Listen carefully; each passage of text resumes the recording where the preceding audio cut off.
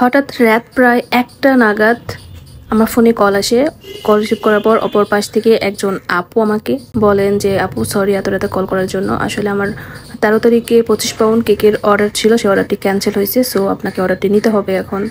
তো তার কথা শুনে প্রথমে আমি কিছুই বুঝি নাই যে কিসের ক্যান্সেল কিসের কি।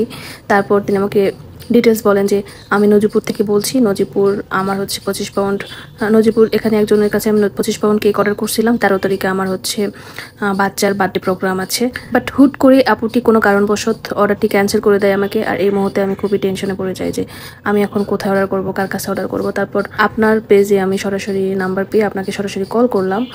আসলে আমি খুবই টেনশনে আছি, আমার এই অর্ডারটি কনফার্ম করতে হবে, মানে এক প্রকার রিকোয়েস্ট করা শুরু করেন। তো ওই রাতের বেলা মানে আমিও যে কি করব মানে কিছুই বুঝতে না পেরে আমি বললাম যে ঠিক আছে কিছুক্ষণ পর আপনাকে জানাচ্ছি বলে ফোনটা কেটে দিয়ে আমি হচ্ছে হিসাব করছি যে 25 পাউন্ডের কেক, এত বড় কেক, আবার হচ্ছে মাঝখানে সময় আছে মাত্র 3 দিন, তার মধ্যে পড়ছে একদিন শুক্রবার। এখন আমি এই সময়ের মধ্যে কিভাবে এত কিছু ম্যানেজ করব, কিভাবে ডেলিভারি দেব, সব কিছু চিন্তা ভাবনা করে আপুকে আবার কল ব্যাক করি। আপুকে বলি যে আপু আপনি কি একটা কেক 25 পাউন্ড নিতে যাচ্ছেন? তো উনি বলে হ্যাঁ একটা কেকে নিতে চাচ্ছি, বাট ডিজাইন কীরকম নেব আমি বুঝতে পারছি না, আমি আপনার পেজ ঘুরে আমি কিছু ডিজাইন আপনাকে দিচ্ছি।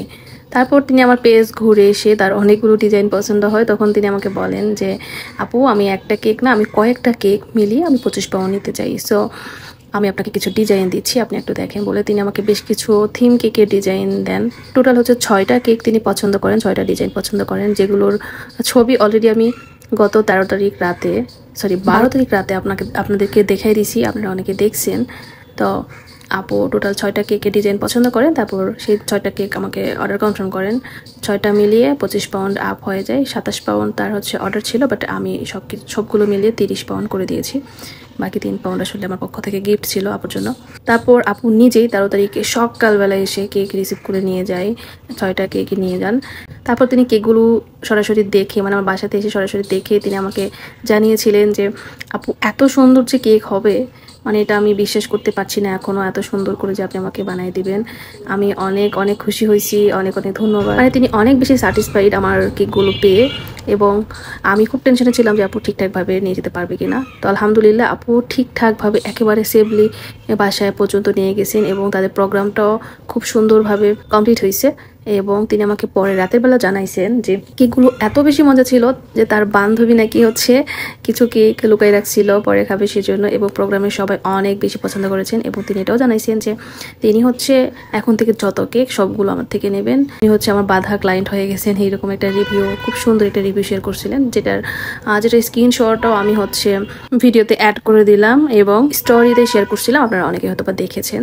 এরকমই সুন্দর একটা রিভিউ একজন বেকার্সের জন্য যে কতটা ভালো লাগা সেটা একজন বেকারসই ভালো জানবেন, বা যারা হচ্ছে কেক নিয়ে কাজ করছেন তারাই এটা ফিল করতে পারবেন। তো এই ছিল আমার গত 13 তারিখের 30 পাউন্ড কেকের কাহিনী, কিভাবে 30 পাউন্ড কেক অর্ডার পাইছিলাম এবং কিভাবে ডেলিভারি করছিলাম সেটার কাহিনী। আপুর বাসা নজিপুর ছিল, নজিপুর থেকে এসে তিনি রিসিভ করে নিয়ে গেছেন। বাট আপুর 6টা কেকের মধ্যে একটা কেকেরও আমি ভিডিও নিতে পারি নাই, কারণ আপুর কেকগুলোর জন্য আমি সময় পেয়েছিলাম মাত্র 3 দিন, আর ওই 3 দিনের মধ্যে আমাকে হার্ডি বক্স ম্যানেজ করতে হয়েছে, বোর্ড ম্যানেজ করতে হয়েছে, এবং বেশ কিছু টপার্সও ম্যানেজ করতে হয়েছে।